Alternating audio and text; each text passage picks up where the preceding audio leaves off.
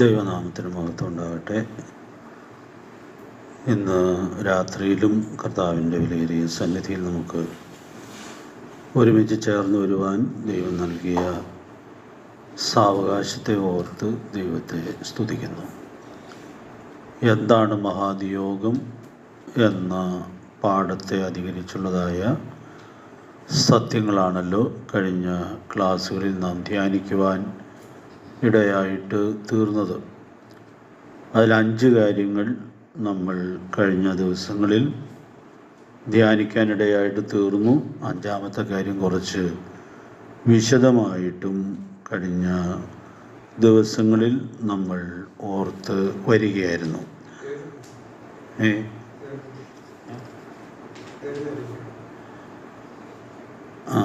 7 കാര്യം പറഞ്ഞത്. 5-ാമത്തെ കാര്യത്തിൽ 7 ഉപപിരിവുകളാണ് പറയാനിടയായിട്ട് തീർന്നത്. നമ്മൾ അതിൻ്റെ 6-ാമത്തെ പ്രധാനപ്പെട്ട ഉത്തരത്തിലേക്ക് വരാം എന്ന് കരുതുകയാണ്. യുഗാവസാനം വരെ അനുസരിക്കേണ്ടതാണ് മഹാനിയോഗം. ഇതൊക്കെ നമുക്ക് വളരെ പരിചയമുള്ള കാര്യങ്ങളാണ്. എന്നാൽ അത് നമ്മൾ വേറിട്ട് ചിന്തിക്കുന്നു എന്നേ ഉള്ളൂ. ഞാനിനി പറയാൻ പോകുന്ന വാചകം നിങ്ങളുടെ ഓർമ്മയിലുണ്ടായിരിക്കും എന്ന് ഞാൻ കരുതുകയാണ്. ഞാനോ ലോകാവസാനത്തോളം എല്ലാ നാളും നിങ്ങളോട് കൂടെയുണ്ട് എന്ന് അരുളി ചെയ്തു. മത്തായി സുവിശേഷം 28-ാം അധ്യായത്തിൽ ആ സുവിശേഷത്തിലെ ഒടുവിലത്തെ വാചകമാണ് നമ്മളവിടെ ഓർക്കാനിടയായിട്ട് തീർന്നത്. അപ്പോൾ നമ്മുടെ കർത്താവ് മഹാനിയോഗം നൽകിയിട്ട് അതോട് ചേർന്ന് കർത്താവ് കൂടെ ഇരിക്കാമെന്നുള്ള വാഗ്ദത്തം കൊടുക്കുകയാണ്. അത് നമ്മൾ പിന്നീട് വേറെ ചിന്തിക്കും. എന്നാൽ അതിൻ്റെ സമയം പറയുമ്പോൾ ലോകാവസാനത്തോളം എല്ലാ നാളും നിങ്ങളോട് കൂടെ ഇരിക്കും എന്നുള്ളതായ ആ വലിയ സത്യം അവരോട് പറയുകയാണ്. അത് ചില കാതലായ സത്യങ്ങൾ നമ്മെ പഠിപ്പിക്കുന്നുണ്ട്. I am with you always even to the end of the age. Amen. അപ്പോൾ അവിടെ ലോകാവസാനം എന്ന് പറഞ്ഞിരിക്കുന്നത് യുഗാവസാനം എന്ന അർത്ഥത്തിലാണ്. നമുക്കറിയാം, മത്തായി സുവിശേഷം 24-ാം അധ്യായത്തിൽ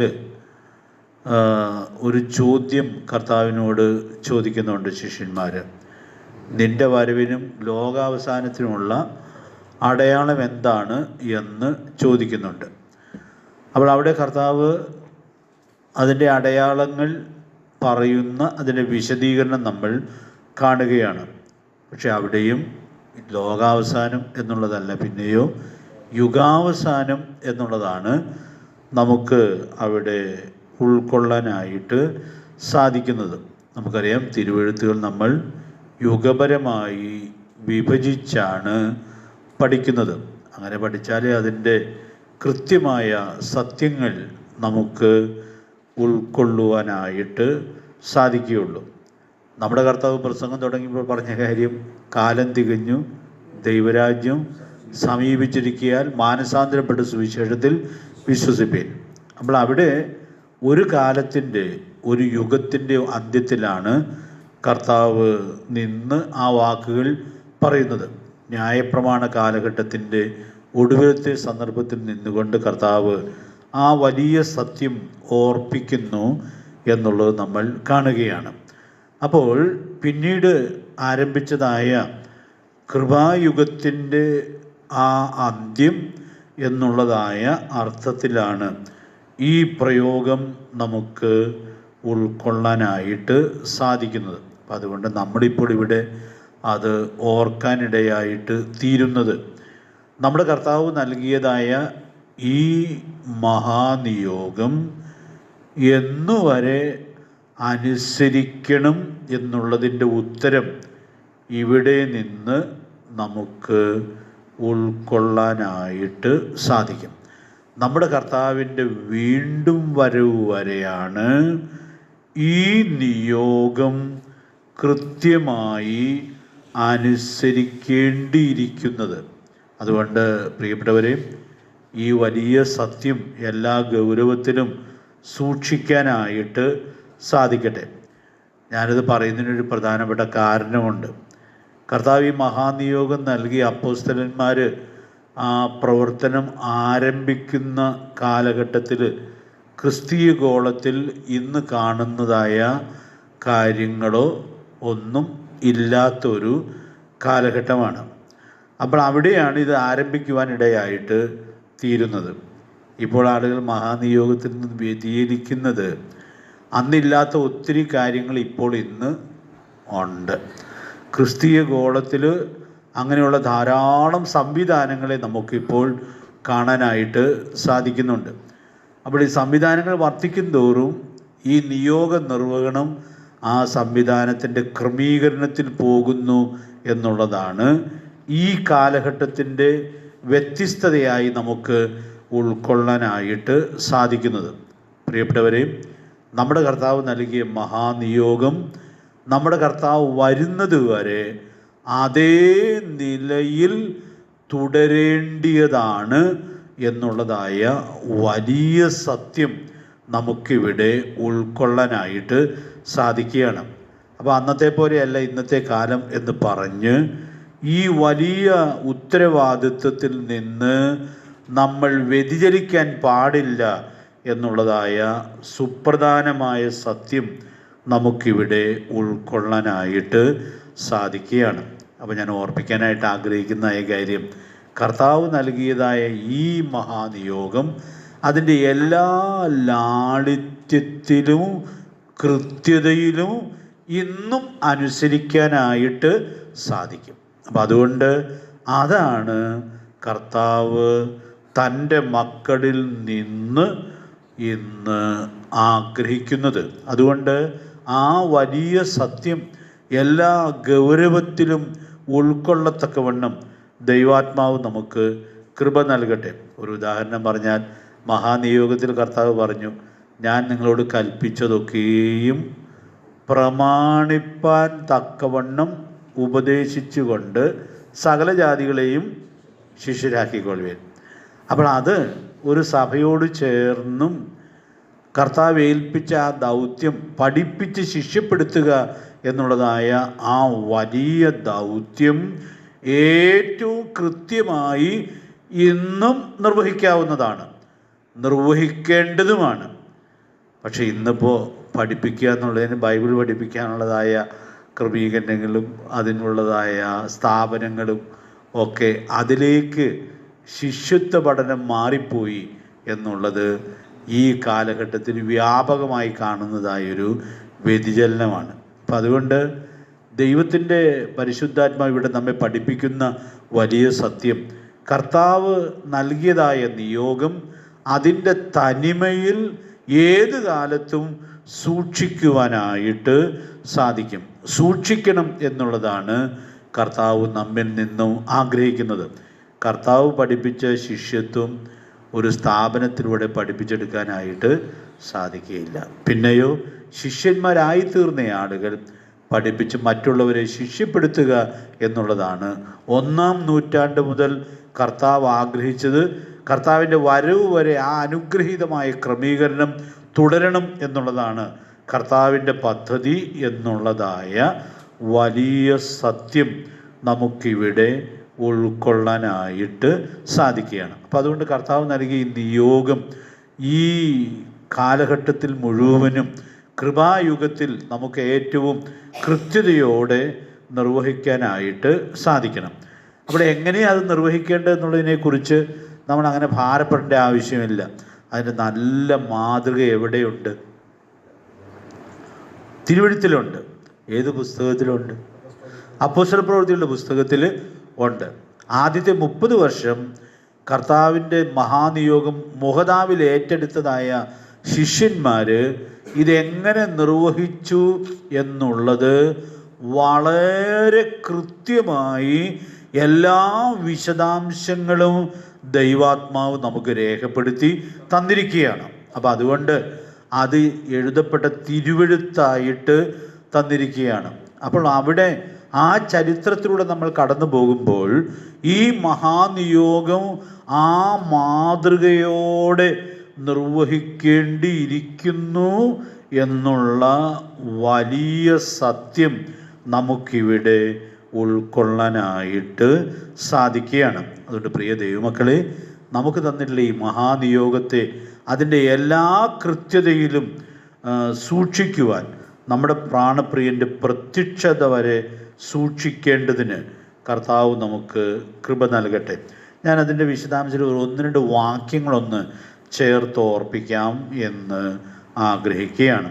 പത്രോസ് അപ്പോസ്തലൻ കർത്താവിൻ്റെ വീണ്ടും വരവിനെ കുറിച്ച് പറയുമ്പോൾ 2 പത്രോസ് 3-ാം അധ്യായത്തിൻ്റെ 9-ാമത്തെ വാക്യത്തിൽ അവിടെ വളരെ പ്രധാനപ്പെട്ട ഒരു സത്യം പറഞ്ഞിരിക്കുന്നത് ഇവിടെ നമുക്ക് ചേർത്ത് ഓർക്കാവുന്നതാണ്. 2 പത്രോസ് 3-ാം അധ്യായത്തിൻ്റെ 9-ാമത്തെ വാക്യം ഒന്ന് വായിച്ചേ. ചിലർ താമസമെന്ന് വിചാരിക്കുന്നത് പോലെ കർത്താവ് തന്റെ വാഗ്ദത്തം നിവർത്തിപ്പാൻ താമസിക്കുന്നില്ല.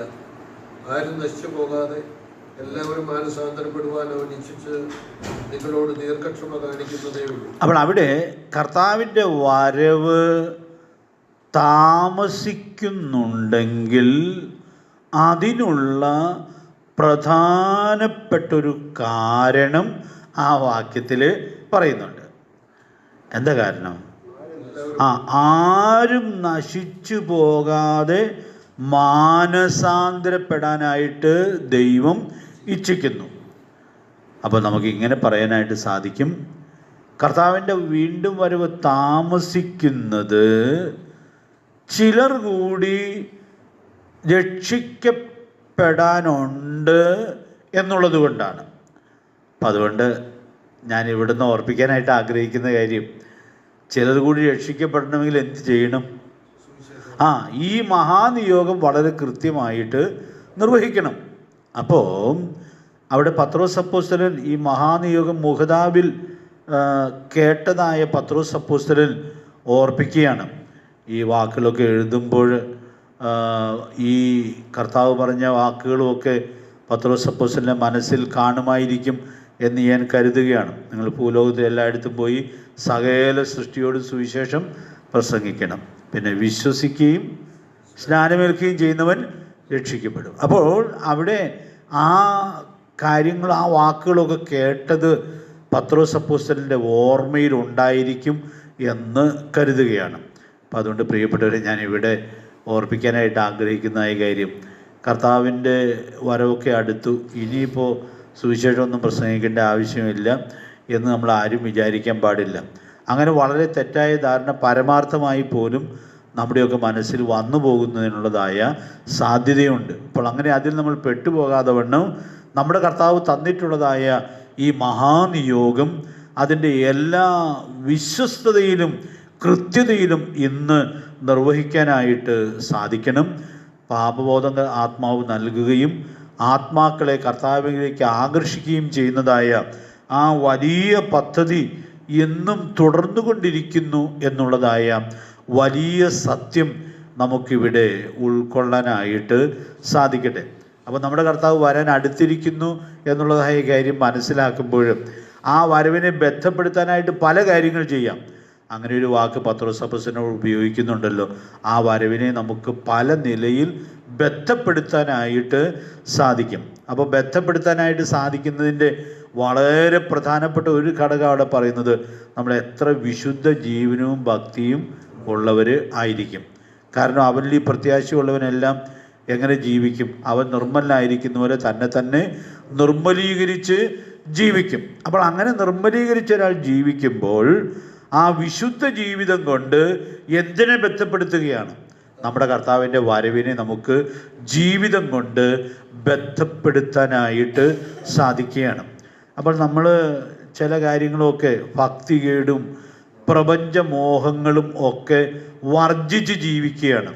അപ്പോൾ ചില ആളുകൾക്ക് നമ്മളോട് സാധാരണ തോന്നും, പാവങ്ങൾ, അവർക്ക് ഈ ലോകത്തിൽ ആസ്വദിക്കാവുന്ന പല കാര്യങ്ങളും ഒന്നും ഇവർക്ക് ആസ്വദിക്കാനായിട്ട് കഴിയുന്നില്ലല്ലോ എന്ന് സഹതാപപൂർവ്വം വിശ്വാസികളെ നോക്കി പറയുന്ന ആളുകൾ ധാരാളമുണ്ട്. അപ്പോൾ അത് വളരെ ഇവർക്ക് ഒന്നും അനുഭവിക്കാനുള്ള യോഗം ഇല്ലല്ലോ എന്നൊക്കെ വിചാരിക്കുന്ന ആളുകൾ ഉണ്ട്. പക്ഷെ നമ്മൾ ഭക്തികേടും പ്രപഞ്ചമോഹങ്ങളൊക്കെ വർജിച്ച് ജീവിക്കുന്നത് നമ്മുടെ കർത്താവിൻ്റെ പ്രത്യക്ഷതയെ നമ്മൾ പ്രതീക്ഷിച്ച് അതിൽ പ്രിയം വെച്ച് ജീവിക്കുന്നു എന്നുള്ളത് കൊണ്ടാണ്. അപ്പോൾ നമുക്ക് ആ വിശുദ്ധ ജീവിതത്തിലൂടെ നമുക്ക് നമ്മുടെ കർത്താവിൻ്റെ വരവിനെ ബന്ധപ്പെടുത്തി ജീവിക്കാനായിട്ട് സാധിക്കും. ഒരു സ്ഥലം സഭയ്ക്കും അത് സാധിക്കും. എഫേസ്യർ 5:27 വായിക്കുന്ന പോലെ കർത്താവിൻ്റെ ആഗ്രഹം എന്താണ്? ഒരു സഭ കറ ചുളുക്കം ഒന്നുമില്ലാതെ ശുദ്ധയും നിഷ്കളങ്കയുമായിട്ട് തൻ്റെ വരവെങ്കിൽ വെളിപ്പെടണം എന്നുള്ളതാണ് കർത്താവിൻ്റെ ആഗ്രഹം. ഒരു സഭ അങ്ങനെ കറയും ചുളുക്കവുമില്ലാതെ സാക്ഷ്യം വഹിക്കത്തക്കവണ്ണമുള്ള ആ സമർപ്പണത്തോടെ ഉത്സാഹത്തോടെ സാക്ഷ്യം വഹിക്കുവാൻ ഇടയായിട്ട് തീരുമ്പോൾ കർത്താവിൻ്റെ വരവിനെ ബന്ധപ്പെടുത്തുകയാണ് ചെയ്യുന്നത്. പിന്നെ വേറൊരു കാര്യം നമുക്ക് ചിന്തിക്കാൻ കഴിയുന്നത്, നമ്മുടെ കർത്താവ് വരുവാൻ അടുത്തിരിക്കുന്നു എന്നുള്ളത് നമ്മൾ മനസ്സിലാക്കുമ്പോൾ നമുക്ക് മാത്രം ചെയ്യാവുന്നൊരു വലിയ സൽപ്രവൃത്തിയാണ് സുവിശേഷം അറിയിക്കുക എന്നുള്ളത്. കാരണം ഇനിയും മാനസാന്തരപ്പെടാനുള്ള ആളുകളെ കർത്താവിലേക്ക് നയിക്കത്തക്കവണ്ണമുള്ളതായ ഈ വലിയ ദൗത്യം നിർവഹിക്കുക എന്നുള്ളത് വളരെ പ്രധാനപ്പെട്ട ഘടകമാണ്. അപ്പം അതുകൊണ്ട് ഞാൻ ഇന്ന് രാത്രി ഇങ്ങനെ ഓർപ്പിക്കട്ടെ, നമ്മുടെ കർത്താവ് നൽകിയിട്ടുള്ളതായ ഈ നിയോഗം, നമ്മുടെ കർത്താവിൻ്റെ വരവ് ഏറ്റവും അടുത്തിരിക്കുന്നു എന്നുള്ളത് നമ്മൾ മനസ്സിലാക്കുമ്പോൾ അത് ഏറ്റവും ശുഷ്കാന്തിയോടുകൂടി നിർവഹിക്കാനുള്ളതായ ഉത്തരവാദിത്വം ഉണ്ട്. മറ്റൊരു വാക്യം കൂടി ഞാൻ വീണ്ടും വരവിനുള്ള ബന്ധത്തിൽ ഒന്ന് ചേർത്ത് പറയുകയാണ്. മത്തായി 24-ാം അധ്യായത്തിൽ അതിന് 45-46 വാക്യങ്ങളിൽ വീണ്ടും വരവിൻ്റെ വിശദാംശങ്ങൾ പറയുമ്പോൾ നമ്മുടെ കർത്താവ് ഒരു ഉപമ അവിടെ ഉപയോഗിക്കുന്നുണ്ട്. ആ ഉപമയിൽ നിന്ന് ഞാൻ ഒരു കാര്യം ഒന്ന് എടുത്ത് പറയുന്നതേ ഉള്ളൂ. ഉപമ സമൂലമായി വ്യാഖ്യാനിക്കേണ്ട ആവശ്യമില്ല. എന്നാൽ അവിടെ നിന്ന് ഒരു വാക്കൊന്ന് എടുത്ത് പറയാം. 24-ാം അധ്യായത്തിൻ്റെ 45-46 വാക്യങ്ങളൊന്ന് വായിച്ച്. എന്നാൽ യജമാനൻ തന്റെ വീട്ടുകാർക്ക് തത്സമയത്ത് ഭക്ഷണം കൊടുക്കേണ്ടതിന് അവരുടെ മേൽ ആക്കി വെച്ച് വിശ്വസ്തനും ബുദ്ധിമാനുമായ ദാസൻ യജമാനൻ വരുമ്പോൾ അങ്ങനെ ചെയ്ത് കാണുന്ന ദാസൻ ഭാഗ്യവാൻ. അപ്പോൾ അവിടെ കർത്താവ് ഒരു ഉപമയിലൂടെ ഈ വലിയ സത്യം വെളിപ്പെടുത്തുകയാണ്. അപ്പോൾ ഞാൻ അവിടെ ഓർപ്പിക്കാൻ ആഗ്രഹിക്കുന്ന കാര്യം, ഒരു ദാസനെ യജമാനാക്കിയിട്ട് പോയി. ദാസൻ്റെ ജോലി എന്തായിരുന്നു? വീട്ടുകാർക്ക് തത്സമയത്ത് ഭക്ഷണം കൊടുക്കണം. അതിനു വേണ്ടിയാണ് ആക്കിയിട്ട് പോയത്. അപ്പോൾ ആരാ ഭാഗ്യവാൻ എന്ന് കർത്താവ് പറയുകയാണ്. ആരാ ഭാഗ്യവാൻ? യജമാനൻ വരുമ്പോൾ അങ്ങനെ ചെയ്ത് കാണുന്ന ദാസൻ. അപ്പം ഏതൊരു ജോലിയാണ് യജമാനെ ഏൽപ്പിച്ച് പോയത്, ആ ജോലി വിശ്വസ്തമായി നിർവഹിക്കുന്നതാണ് യജമാനൻ്റെ വരവ് പ്രതീക്ഷിക്കുന്ന ദാസൻ ചെയ്യുന്നതായ കാര്യം. അപ്പോൾ തത്സമയത്ത് വീട്ടുകാർക്ക് ആഹാരം കൊടുക്കുകയാണ്.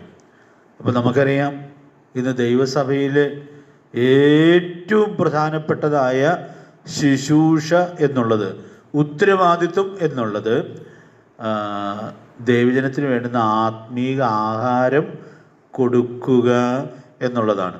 പ്രവൃത്തി 2:42 4 കാര്യങ്ങളിൽ ആദ്യത്തെ കാര്യം എന്താണ്?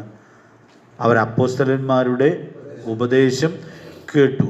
അപ്പോൾ അന്നത്തെ മാത്രമല്ല, ഏത് കാലഘട്ടത്തിലും ദൈവസഭയ്ക്ക് വേണ്ടിയതായ കാര്യം, ദൈവസഭയ്ക്ക് വേണ്ടുന്ന ആത്മീക ആഹാരം നൽകുക എന്നുള്ളതാണ്. അപ്പോൾ അത് കർത്താവിൻ്റെ വരവ് അടുത്തു വന്നിരിക്കുന്നു എന്ന് ഒരാൾ മനസ്സിലാക്കുമ്പോൾ, ഇത്രയും നാളൊക്കെ പഠിപ്പിച്ചൊക്കെ മതി ഇനി, അങ്ങനെ ഒരാൾ വിചാരിക്കുമോ? അങ്ങനെ വിചാരിക്കില്ല. അങ്ങനെ ഒരു വിശ്വസ്തനായ ദാസന് അങ്ങനെ വിചാരിക്കാനായിട്ട് സാധിക്കുകയില്ല. കാരണം യജമാനൻ വരാൻ അടുത്തിരിക്കുന്നു എന്നുള്ളതായ കാര്യം മനസ്സിലാകുമ്പോൾ ആ വരവിൽ കൂടുതൽ പ്രിയം വെച്ച് ഇരിക്കുമ്പോൾ ഏൽപ്പിച്ച കാര്യം കൂടുതൽ ശുഷ്കാന്തിയോട് കൂടി ചെയ്യാനായിട്ട് സാധിക്കും. അതാണ് ദൈവാത്മാവ് അവിടെ ചൂണ്ടിക്കാണിക്കുന്നത്. ആ ഉപമയിൽ വേറൊരു കാര്യം പറയേണ്ടത് കേട്ടോ. അത് യജമാനൻ വരാൻ താമസിക്കുന്നു എന്ന് വിചാരിക്കുന്ന ദാസൻ കുടിയന്മാരോടുകൂടെ തിന്നു കുടിക്കും. പിന്നെ കൂട്ടുദാസന്മാരെ എന്തു ചെയ്യും? ഉപദ്രവിക്കും എന്ന് പറഞ്ഞാൽ, അപ്പോൾ ഈ താമസിക്കുന്നു എന്ന് പറയുന്ന ആളുടെ പ്രകൃതം, അദ്ദേഹം കുടിയന്മാരോട് തിന്നു കുടിക്കുകയും കൂട്ടുദാസന്മാരെ ഉപദ്രവിക്കുകയും ചെയ്യും എന്നുള്ളതാണ്. അപ്പോൾ ഈ കൂട്ടു സഹോദരന്മാരെ ഏതർത്ഥത്തിലും ഉപദ്രവിക്കുന്നത് എന്തിൻ്റെ ലക്ഷണമാണ്? കർത്താവിൻ്റെ വരവിലുള്ള പ്രത്യാശ മങ്ങിപ്പോകുന്നതിൻ്റെ ലക്ഷണമാണ്. പ്രത്യക്ഷതയിൽ പ്രിയം ഉണ്ടാകുമ്പോൾ കൂടെയുള്ള സഹോദരന്മാരോട് സ്നേഹവും അവർക്ക് വേണ്ടി ചെയ്യാവുന്ന കാര്യങ്ങളൊക്കെ ചെയ്യണം എന്നുള്ളതായ വലിയ ഉത്സാഹവുമായിരിക്കും അവരെ ഭരിക്കുവാൻ ഇടയായിട്ട് തീരുന്നത്. അപ്പോൾ ഈ വാക്കുകളിലൂടെയൊക്കെ ഈ വലിയ സത്യം നമുക്ക് ഉൾക്കൊള്ളാനായിട്ട് കഴിയുക. ഒരു വാക്കോടെ പറഞ്ഞിട്ട് മുമ്പോട്ട് പോകാം. യോഹന്നാന്റെ സുവിശേഷം 21-ാം അധ്യായത്തിൻ്റെ 15-ാമത്തെ വാക്യം. ഞാൻ ഈ കാര്യം അങ്ങനെ ചിന്തിക്കുമ്പോൾ അതിൽ 2-3 വാക്കുകൾ എന്നെ വേറിട്ട നിലയിൽ സന്തോഷിപ്പിക്കുവാൻ ഇടയായിട്ട് തീർന്നു. നമുക്കെല്ലാം അറിയാവുന്നതായ വാക്യമാണിത്. എങ്കിലും ഒന്നങ്ങ് വായിക്കാം. 21-ാം അധ്യായത്തിൻ്റെ 15-ാമത്തെ വാക്യം. അവർ പ്രാതൽ കഴിച്ച ശേഷം യേശു ശിമോൻ പത്രോസിനോട്, യോഹന്നാന്റെ മകനായ ശിമോനെ, നീ ഇവരിലധികമായി എന്നെ സ്നേഹിക്കുന്നു എന്ന് ചോദിച്ചു. അതിനവൻ, ഉമ്മ കർത്താവേ, എനിക്ക് നിന്നോട് പ്രിയമുണ്ട് എന്ന് നീ അറിയുന്നുവല്ലോ എന്ന് പറഞ്ഞു. എൻ്റെ കുഞ്ഞാടുകളെ മേയ്ക്കുക എന്ന് അവനോട് പറഞ്ഞു. അപ്പം മഹാനിയോഗത്തിൽ കർത്താവ് വരുന്നത് വരെ എല്ലാ ശുഷ്കാന്തിയിലും ചെയ്യേണ്ട കാര്യമാണ് ഏത്? ആടുകളെ മേയ്ക്കുക എന്നുള്ളത്. ഞാൻ അത് വിശദീകരിക്കാനായിട്ട് ഇപ്പോൾ ശ്രമിക്കുന്നില്ല. വിശദീകരണം ഞാൻ പിന്നെ വിശദമായിട്ട് പറയുന്നതാണ്. പലപ്പോഴും ആളുകൾക്കൊരു വലിയ തെറ്റിദ്ധാരണ ഉണ്ട്. എന്ന് പറഞ്ഞാൽ സുവിശേഷ വേല എന്ന് പറഞ്ഞാൽ, മഹാനിയോഗ നിർവഹണം എന്ന് പറഞ്ഞാൽ സാക്ഷ്യം വഹിക്കുക, പോയി പ്രസംഗിക്കുക. പ്രിയപ്പെട്ടവരെ, അത് മാത്രമാണെന്നുള്ളൊരു തെറ്റിദ്ധാരണ എങ്ങനെയോ വരാനിടയായിട്ട് തീർന്നിട്ടുണ്ട്. പക്ഷേ നമ്മൾ ഈ പഠനത്തിൽ മുമ്പോട്ട് പോകുമ്പോൾ വിശദമായിട്ട് ഓർക്കും, നമ്മുടെ കർത്താവ് ഒരാളോട് തന്നെ 3 വട്ടം ആവർത്തിച്ച നിയോഗം എന്താണ്? എൻ്റെ കുഞ്ഞാടുകളെ മേയ്ക്കുക. അപ്പോൾ ആടുകളെ പരിപാലിക്കുക എന്നുള്ളത് എത്രയോ പ്രധാനപ്പെട്ട നിയോഗമാണ്. പത്രോസിനോടത് പറയുമ്പോൾ പത്രോസിൻ്റെ സ്നേഹം ചോദിച്ചുറപ്പിച്ച് 3 വട്ടം അതേ കാര്യം തന്നെ പത്രോസിനെ ഭരമേൽപ്പിക്കുന്നു എന്നുള്ളത് നമ്മൾ കാണുകയാണ്. ഇതിൻ്റെ പ്രാധാന്യം എന്തുകൊണ്ടാണ് ദൈവമക്കൾ കാണാതെ പോയത് എന്നുള്ളത് എനിക്ക് വളരെ അത്ഭുതം വരുത്തുന്നതായൊരു കാര്യമാണ്. കർത്താവിൻ്റെ ശുശ്രൂഷയിലൊക്കെ ആയിരിക്കുന്ന ആളുകളും പരിപാലനത്തിന് നല്ല കൃപാവരമുള്ള ആളുകളും ആ വേല ഉപേക്ഷിച്ച് വേറെ പല വേലകളിൽ വ്യാപൃതരാകുന്നു എന്നുള്ളത് വളരെ സങ്കടകരമായിട്ടുള്ളതായൊരു കാര്യമാണ്.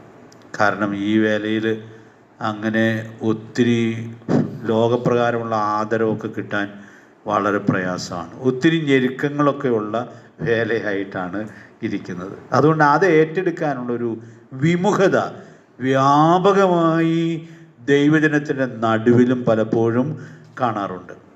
അതുകൊണ്ട് പ്രിയപ്പെട്ടവരെ, ഞാനിവിടെ ഓർപ്പിക്കാനായിട്ട് ആഗ്രഹിക്കുന്ന കാര്യം, നമ്മുടെ കർത്താവ് വരുന്ന നിമിഷം വരെ ചെയ്യേണ്ട ജോലിയാണ് ഇവിടെ പത്രോസിനോട് പറയുന്നത്. ആ വാക്കുകളാണ് എന്നെ ഇന്ന് പകൽ വചനം ധ്യാനിച്ചപ്പോൾ സന്തോഷിപ്പിച്ചത്.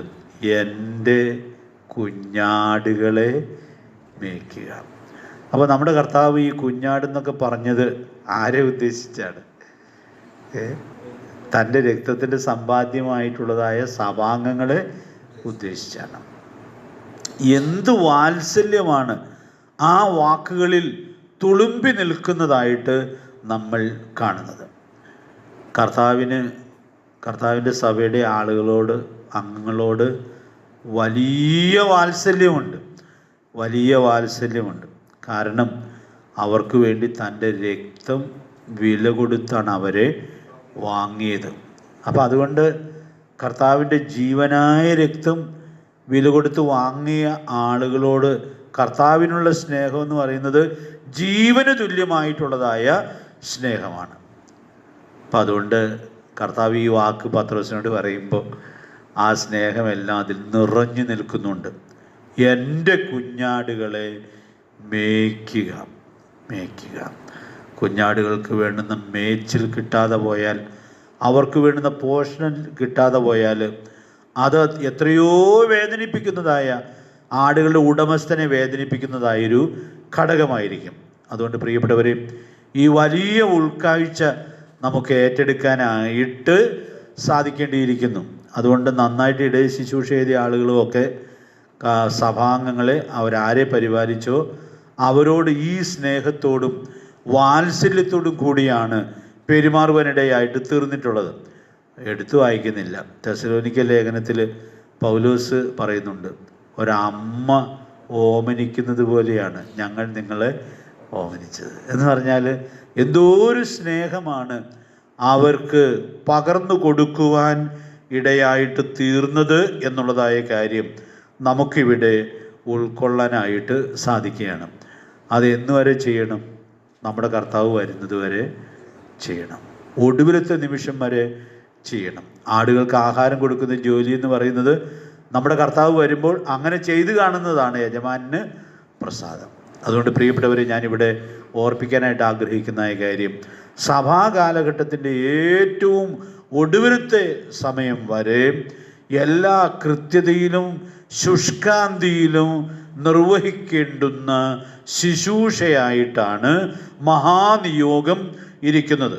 അതുകൊണ്ട് ആ വലിയ ഉൾക്കാഴ്ച ഏറ്റെടുത്ത് പ്രായോഗികമാക്കത്തക്കവണ്ണം ദൈവാത്മാവ് നമുക്ക് കൃപ നൽകട്ടെ.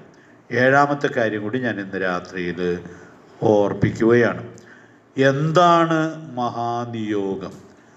അനുസരിക്കുന്നവരോട് കൂടെ നിയോഗം തന്നവൻ്റെ സാന്നിധ്യമാണ് വാഗ്ദത്തം ചെയ്യപ്പെടുന്നത്.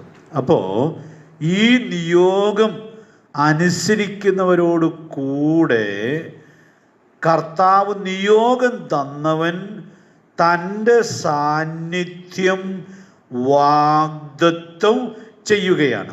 നമ്മൾ ആദ്യം വായിച്ച വാക്യത്തിലാണതുള്ളത്. ഞാനോ ലോകാവസാനത്തോളം എല്ലാ നാളും നിങ്ങളോട് കൂടെ ഇരിക്കും. അപ്പം അതുകൊണ്ട് പ്രിയപ്പെട്ടവരെ, നമ്മുടെ കർത്താവ് തന്ന ഈ നിയോഗം നമ്മൾ ഏറ്റെടുക്കുമ്പോൾ നമ്മൾ തനിച്ചല്ല.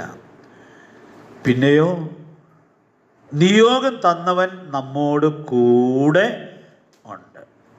സുവിശേഷവുമായിട്ടൊക്കെ ആളുകൾ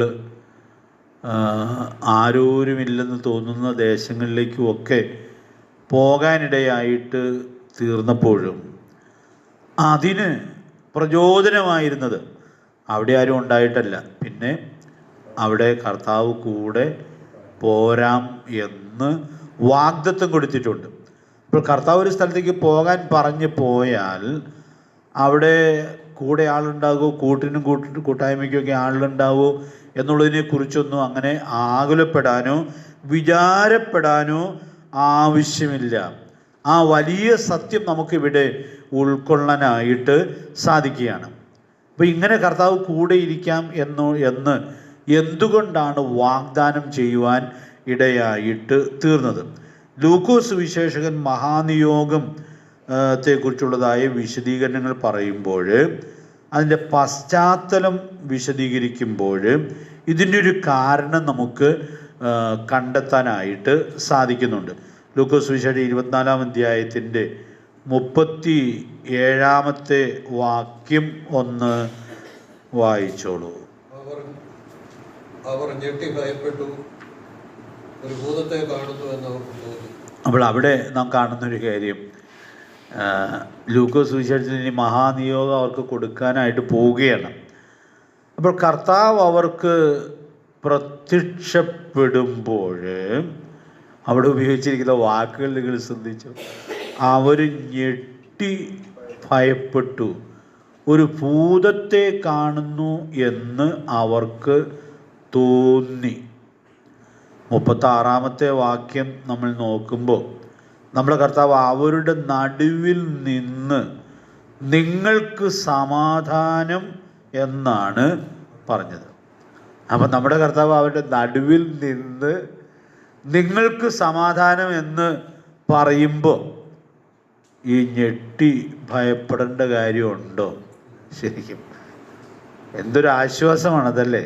കാരണം ചില ദിവസങ്ങൾക്ക് മുമ്പ് ക്രൂശിൽ തൂങ്ങപ്പെട്ട കർത്താവ് ഇപ്പം അവരുടെ നടുവിൽ വന്ന് നിന്ന് അവർക്ക് സമാധാനം ആശംസിക്കുന്നു എന്നുള്ളതാണ് നാം ഇവിടെ കാണുന്നത്. അപ്പം എന്തുകൊണ്ടാണ് ഇവർ ഞെട്ടി ഭയപ്പെടാൻ കാരണം? ഈ വന്ന ആളെ അവർക്ക് മനസ്സിലായില്ല. അപ്പോൾ കർത്താവിനെ തിരിച്ചറിയാൻ കഴിയാതെ പോയതിനാൽ അവർ കലങ്ങുകയായിരുന്നു. ഹൃദയത്തിൽ സംശയം പൊങ്ങുകയായിരുന്നു. 24-ാം അധ്യായത്തിന് 38-ാമത്തെ വാക്യത്തിൽ അത് വായിക്കുന്നുണ്ട്. അതൊന്നങ്ങ് വായിച്ചോളും. 24. അപ്പോൾ അവിടെ കർത്താവ് ചോദിക്കുന്നത്, നിങ്ങൾ കലങ്ങുന്നത് എന്തിനാണ്? നിങ്ങളുടെ ഹൃദയത്തിൽ സംശയം പൊങ്ങുന്നത് എന്തിനാണ്? അപ്പോൾ ഇവരുടെ നിജസ്ഥിതി ആർക്ക് മനസ്സിലായി? നമ്മുടെ കർത്താവിന് മനസ്സിലായി. അപ്പോൾ അവിടെയൊന്നും കർത്താവ് അവരെ കുറ്റപ്പെടുത്തുന്നില്ല.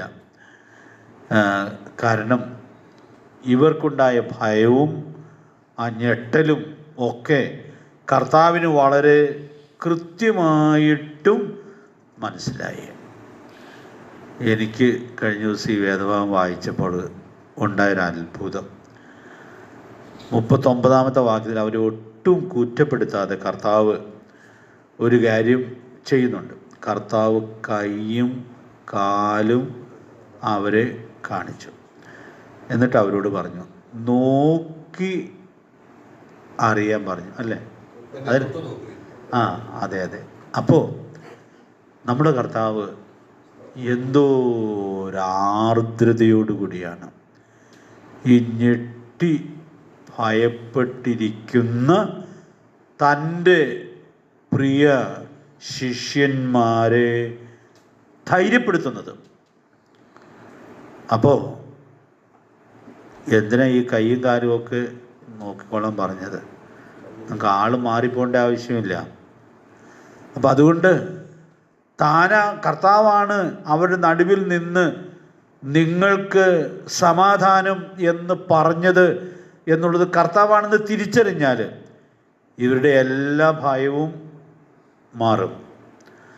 പിന്നെ കർത്താവിൻ്റെ സാന്നിധ്യം അവർക്ക് വലിയ ആഘോഷമായിട്ട് മാറും.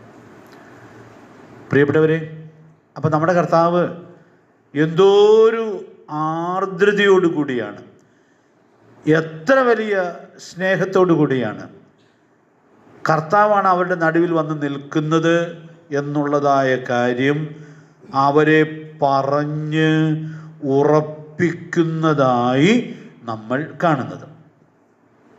പക്ഷെ ഇത്രയും പറഞ്ഞിട്ടും അവർക്ക് മുഴുവൻ മനസ്സിലായോ? മുഴുവൻ മനസ്സിലായില്ല. അതുകൊണ്ട് പിന്നെ നമ്മൾ 41-ാമത്തെ വാക്യത്തിൽ കർത്താവ് അവരോട് ചോദ്യം ചോദിക്കുകയാണ്. തിന്നുവാൻ വല്ലതും ഉണ്ടോ എന്ന് അവരോട് ചോദിച്ചു. എന്നിട്ട് അവിടെ ഒരു കാര്യം പ്രത്യേകിച്ച് എഴുതുന്നുണ്ട്. ഒരു കണ്ണം വറുത്ത മീനും തേൻകട്ടയും വാങ്ങി, അടുത്ത വാക്ക് നിങ്ങളൊന്ന് ശ്രദ്ധിച്ച്, അവർ കാണെ തിന്നു എന്ന് പറഞ്ഞാൽ പിന്നെ കർത്താവ് എന്തു ചെയ്യാണ്? കർത്താവാണ് അവരുടെ നടുവിൽ വന്നു നിൽക്കുന്നത് എന്നുള്ളതായ കാര്യം. എത്രയോ സ്നേഹത്തോടു കൂടി അവർക്ക് ഉറപ്പിച്ച് കൊടുക്കുകയാണ്. പ്രിയപ്പെട്ടവരെ, നമ്മുടെ കർത്താവിൻ്റെ മഹത്വം നമ്മൾ കാണുന്നത് പുനരുദ്ധാന ശേഷം കർത്താവ് ശത്രുക്കളായ ആർക്കെങ്കിലും പ്രത്യക്ഷപ്പെട്ടായിരുന്നു? ഇല്ല, ആർക്കും പ്രത്യക്ഷപ്പെട്ടില്ല. പീലാത്തോസിനൊരു പ്രത്യക്ഷത കൊടുത്തൊന്ന് ഞെട്ടിച്ചേക്കാം എന്ന് കർത്താവ് വിചാരിച്ചില്ല.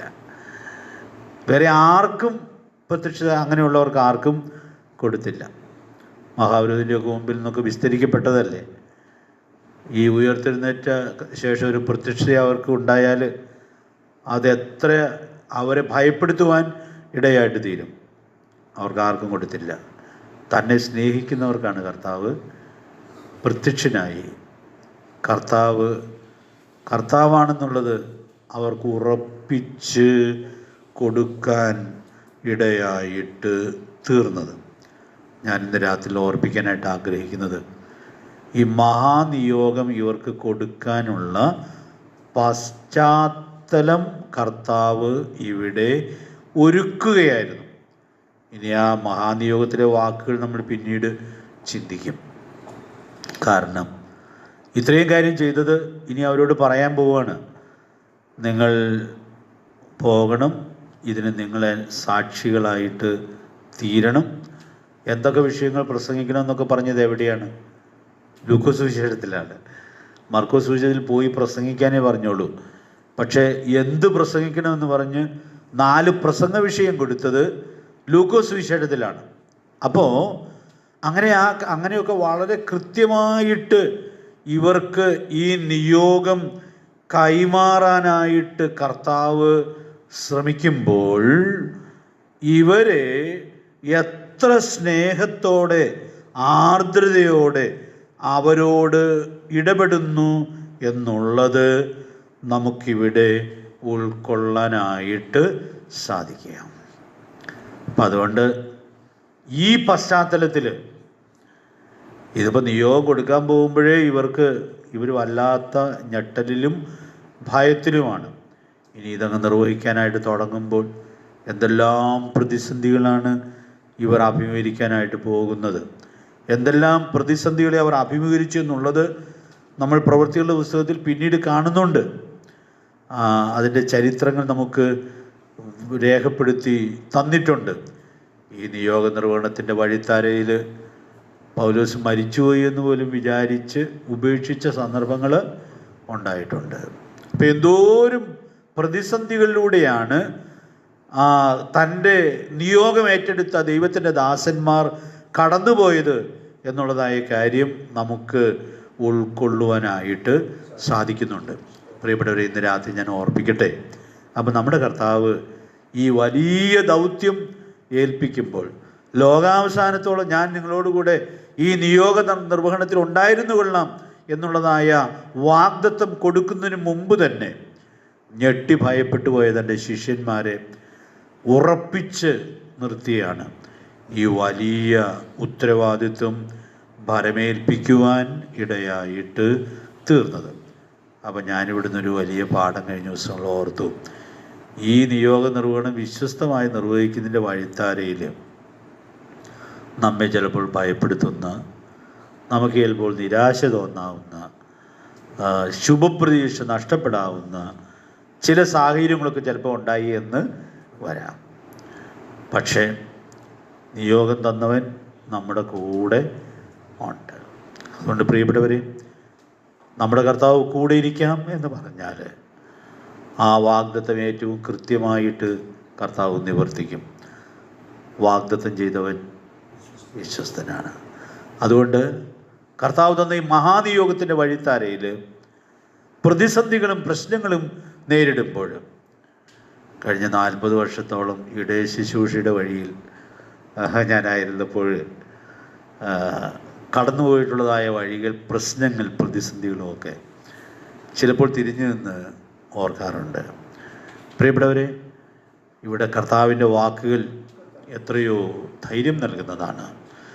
കർത്താവ് കൂടെ ഇരുന്നാൽ എത്ര വിജയകരമായിട്ടാണ് നമ്മുടെ കർത്താവ് നമ്മെ നടത്തുന്നത് എന്നുള്ളതായ വലിയ സത്യം നമുക്കിവിടെ ഉൾക്കൊള്ളാനായിട്ട് സാധിക്കുക. നമ്മൾ നേരത്തെ ചിന്തിച്ചതാണെങ്കിലും നേരത്തെ ചിന്തിച്ചിട്ടുണ്ടത് എങ്കിലും ആ വാക്യം ഇവിടെ ഒന്ന് വായിച്ചങ്ങ് പോകാം. വെളിപ്പാട് ദിവസം 1-ാം അധ്യായത്തിൻ്റെ 17-18 വാക്യങ്ങളും നമ്മളിപ്പോൾ വായിച്ച സാഹചര്യത്തോട് വളരെ ബന്ധമുള്ളതായ വാക്യങ്ങളാണ്. യോഹന്നാനെ കർത്താവ് പത്മോസ് ദ്വീപിൽ സന്ധിക്കുന്നതാണല്ലോ നമുക്ക് അവിടെ വായിക്കാനായിട്ട് കഴിയുന്നത്. നമ്മുടെ അടുത്തിടെ നോക്കിയിട്ടുണ്ടത്. ഒന്നങ്ങ് വായിക്കാം. അത് 1-17-18 വാക്യങ്ങൾ. അവനെ കണ്ടിട്ട് ഞാൻ മരിച്ചവനെ പോലെ അവൻ്റെ കാൽക്കൽ വീണു. അവൻ വലങ്കൈ എൻ്റെ മേൽ വെച്ചു. ഭയപ്പെടേണ്ട, ഞാൻ ആദ്യനും അന്ത്യനും ജീവനുള്ളവനുമാകുന്നു. ഞാൻ മരിച്ചവനായിരുന്നു, എന്നാൽ ഇതാ എന്നേക്കും ജീവിച്ചിരിക്കുന്നു. മരണത്തിൻ്റെയും പാതാളത്തിൻ്റെയും താക്കോൽ എൻ്റെ കൈവശമുണ്ട്. അപ്പോൾ അവിടെ കർത്താവ് യോഹന്നാൻ അപ്പൊസ്തലൻ്റെ അടുക്കൽ ചെന്ന് യോഹന്നാനെ ധൈര്യപ്പെടുത്തുകയാണ്. അപ്പോൾ ഇവിടെയും യോഹന്നാനെ ഇത്രയും കാര്യങ്ങൾ പറഞ്ഞ് പരിചയപ്പെടുത്തണോ? ഇത്രയും കാര്യങ്ങൾ പറഞ്ഞ് പരിചയപ്പെടുത്തേണ്ടതായ ആവശ്യമുണ്ട്. ഞാൻ മരിച്ചവനായിരുന്നു, എന്നാൽ ഇത് എന്നേക്കും ജീവിച്ചിരിക്കുന്നു. മരണത്തിൻ്റെയും പാതാളത്തിൻ്റെയും താക്കോൽ എൻ്റെ കൈവശമുണ്ടെന്നൊക്കെ പറഞ്ഞ് യോഹന്നാനോട് കർത്താവ് പറഞ്ഞ് പരിചയപ്പെടുത്തേണ്ട ആവശ്യമുണ്ടോ? യോഹന്നാന് കർത്താവിനെ അറിയാൻ പാടില്ലേ? ആ മാറിൽ ചാരിയിരുന്നയാളല്ലേ യോഹന്നാൻ. പക്ഷേ ഇപ്പോൾ യോഹന്നാൻ ഇത് തിരിച്ചറിയാൻ കുറച്ച് പ്രയാസമുള്ളൊരു സമയമാണ്. കാരണം യോഹന്നാൻ തനിച്ച് പത്മോസിൻ്റെ ഏകാന്തതയിലാണ്. പത്മോസ് മരണത്തിൻ്റെ മണമുള്ള സ്ഥലമാണെന്ന് പൊതുവെ ദേവദാസന്മാരെല്ലാവരും പറയാറുണ്ട്. ഈ കഴിഞ്ഞ ആഴ്ച ഞാൻ കേട്ടൊരു പ്രസംഗത്തിലും ആ ദേവദാസൻ ആ വാക്കിൽ വിശദീകരിക്കുന്ന കേൾക്കുവാനിടയായിട്ട് തീർന്നു. കാരണം കുറ്റവാളികളെ അങ്ങോട്ട് കയറ്റി അയച്ചാൽ അവിടെ കൊണ്ടാക്കിയാൽ അവർ പട്ടിണി കിടന്നും ഒക്കെ താനെ മരിച്ചുകൊള്ളും. അതാണ് പത്മോസിലേക്ക് ആളുകളെ വിടുന്നത് കൊണ്ട് അർത്ഥമാക്കുന്നത്. അപ്പോൾ അതിനുവേണ്ടി അവിടെ ഇപ്പോൾ യോഹന്നാൻ വന്നിരിക്കുകയാണ്. അവിടെയാണ് കർത്താവ് വാഗ്ദത്തം നിവർത്തിക്കുന്നത്. ഞാനോ ലോകാവസാനത്തോളം എല്ലാ നാളും നിങ്ങളോട് കൂടെയുണ്ട്. ആ മുമ്പിലിരുന്ന ആളുകളിൽ ഇത് ശിഷ്യന്മാർക്കാണല്ലോ ഇത് കൈമാറിയത്. ഇതിൻ്റെ ഒടുവിലത്തെ പ്രത്യക്ഷതയായിരിക്കും എന്നാണ് ഞാൻ വിചാരിക്കുന്നത്. ഏറ്റവും ഒടുവിൽ മരിച്ച ശിഷ്യൻ യോഹന്നാനാണെന്നാണ് നമ്മൾ മനസ്സിലാക്കുന്നത്. നല്ല വാർദ്ധക്യത്തിലുമാണ് യോഹന്നാൻ. അപ്പോൾ തൻ്റെ മുമ്പിലിരുന്ന് നിയോഗം ഫലമേൽപ്പിച്ചവരിൽ ശേഷിക്കുന്ന ഒടുവിലത്തെ ആൾ ഇപ്പോൾ വളരെ പ്രയാസത്തിലൂടെ ഈ നിയോഗ നിർവഹണത്തിൻ്റെ വഴിയിൽ അധികാരികളാൽ നാടുകടത്തപ്പെട്ടവനായിട്ട് പത്മോസിൻ്റെ ഏകാന്തതയിൽ ആയിരിക്കുകയാണ്. നമ്മുടെ കർത്താവ് എന്ത് കൃത്യമായിട്ടാണ് ആ വാഗ്ദത്വം നിവർത്തിക്കുന്നതായിട്ട് നമ്മൾ കാണുന്നത്. വിശദാംശങ്ങൾ നേരത്തെ നമ്മൾ ചിന്തിച്ചിട്ടുണ്ട് എന്ന് വിചാരിക്കുന്നു. മരിച്ചവനെ പോലെ യോഹന്നാൻ അവൻ്റെ കാൽക്കൽ വീണു. നമ്മുടെ കർത്താവ് വലങ്കൈ യോഹന്നാൻ്റെ മേൽ വെച്ചു. എന്നിട്ട് പറഞ്ഞു, ഭയപ്പെടേണ്ട. ഇപ്പം ഈ മരിച്ചവനെ പോലെ വീണെടുക്കുന്നയാൾക്ക് ഭയം ഉണ്ടോ ഇല്ലയോ എന്നുള്ളത് വേറെ ആർക്കെങ്കിലും മനസ്സിലാവുമോ? ഒരാൾ മരിച്ചവനെ പോലെ വീണെടുക്കുകയാണ്. ഇയാളുടെ ഉള്ളിൽ ഭയം ഉണ്ടോ ഇല്ലയോ എന്നുള്ളത് വേറെ ആർക്കെങ്കിലും മനസ്സിലാവും? വേറെ ആർക്കും മനസ്സിലാകുകയില്ല. പക്ഷെ നമ്മുടെ കർത്താവിന് മനസ്സിലാകും. നമ്മുടെ കർത്താവ് ഉൾപ്പുകളെയും ഹൃദയങ്ങളെയും ആരായുന്നവരാണ്. അപ്പം അതുകൊണ്ട് ഞാൻ ഇന്നുപോലെ ഒത്തിരി ആസ്വദിച്ചതായൊരു വാചകമാണത്. ചില ആളുകൾക്ക് അവരുടെ വേദനയോ വിഷമോ ഒന്നും പറയാൻ നിവൃത്തിയില്ല. അങ്ങനെയുള്ളൊരു 2 രോഗികളെ ഞാൻ ഈ അടുത്ത ദിവസം പോയി കണ്ടു. ഒന്നും പറയാൻ പറ്റുകയില്ല. വേദന പ്രയാസങ്ങളൊക്കെ കാണുമായിരിക്കുമല്ലോ, പക്ഷെ അവർക്ക് പറയാൻ പറ്റുകയില്ല. പക്ഷേ വേദനയും വിഷമമൊക്കെ ആർക്കറിയാം? കർത്താവിന് വളരെ കൃത്യമായിട്ട് അറിയാം. ചില ആളുകൾ പറയലോ, എനിക്കെൻ്റെ വിഷമം എന്താണെന്ന് വെച്ചാൽ പറയാൻ പറ്റണില്ല എന്ന് പറഞ്ഞാൽ അവർക്ക് പറയാൻ പാടില്ലാത്തതുകൊണ്ടല്ല, വിഷമം വിശദീകരിക്കാൻ പറ്റുന്നില്ല. അങ്ങനെയുള്ള എത്രയോ സന്ദർഭങ്ങൾ നമ്മുടെയൊക്കെ ജീവിതത്തിൽ ഉണ്ട്. വിഷമമുണ്ട്, പക്ഷെ പറയാനായിട്ട് സാധിക്കുന്നില്ല. പറയാനായിട്ട് സാധിക്കാത്ത വിഷമങ്ങളും ആർക്കറിയാം? നമ്മുടെ കർത്താവിന് വളരെ കൃത്യമായിട്ടറിയാം. ഇന്ന് പകൽ എന്നെ വളരെ ധൈര്യപ്പെടുത്തിയ സന്തോഷിപ്പിച്ച വാക്യമാണിത്. പ്രിയപ്പെട്ടവരെ, നമ്മുടെ കർത്താവ് എത്ര കൃത്യമായിട്ടാണ് പത്മോസിൻ്റെ ഏകാന്തതയിൽ താൻ സ്നേഹിച്ച ശിഷ്യൻ്റെ അടുക്കൽ ചെന്ന് ആ വാഗ്ദത്വം, അന്ന് കൊടുത്ത വാഗ്ദത്വം, ഇതൊക്കെ നിയോഗത്തിൻ്റെ നിർവഹണത്തിൻ്റെ വഴിയിലല്ലേ അവിടെ എത്തിയത്? ദൈവവചനവും യേശുവിൻ്റെ സാക്ഷ്യവും നിമിത്തം. അപ്പോൾ അവിടെ എത്തിയ യോഹന്നാന് എന്തോ ഒരു വലിയ ധൈര്യമാണ് കർത്താവ് പകർന്ന് കൊടുക്കുന്നതായിട്ട് നമ്മൾ കാണുന്നത്. ഞാനിന്ന് രാത്രിയിൽ ഇവിടെ ഉപസംഹരിക്കട്ടെ. പ്രിയപ്പെട്ടവരെ, നമ്മുടെ കർത്താവ് നൽകിയ വാഗ്ദത്വം എത്രയോ കൃത്യമായി നിവർത്തിച്ചു. ചില കാര്യങ്ങളോട് അവിടെ പറയാനായിട്ടുണ്ട്, അതിനടുത്ത ക്ലാസ്സിൽ പറയാം എന്ന് വിചാരിക്കുകയാണ്. ഈ നിയോഗ നിർവഹണത്തിൻ്റെ വഴിയിൽ നമ്മളൊന്നും ഭയപ്പെടേണ്ട ആവശ്യമില്ല. നമ്മുടെ യജമാനൻ പറഞ്ഞ കാര്യം കൃത്യമായി അനുസരിച്ചാൽ എൻ്റെ സ്വീകാര്യത നഷ്ടപ്പെടുമോ, അങ്ങനെയൊന്നും പേടിക്കേണ്ട ആവശ്യമില്ല. പ്രിയപ്പെട്ടവരെ, അത് കൃത്യമായി അനുസരിക്കുവാൻ നിങ്ങൾ തയ്യാറാണെങ്കിൽ നിയോഗം തന്നവൻ കൂടെ ഇരിക്കാൻ ഒരുക്കമാണ്.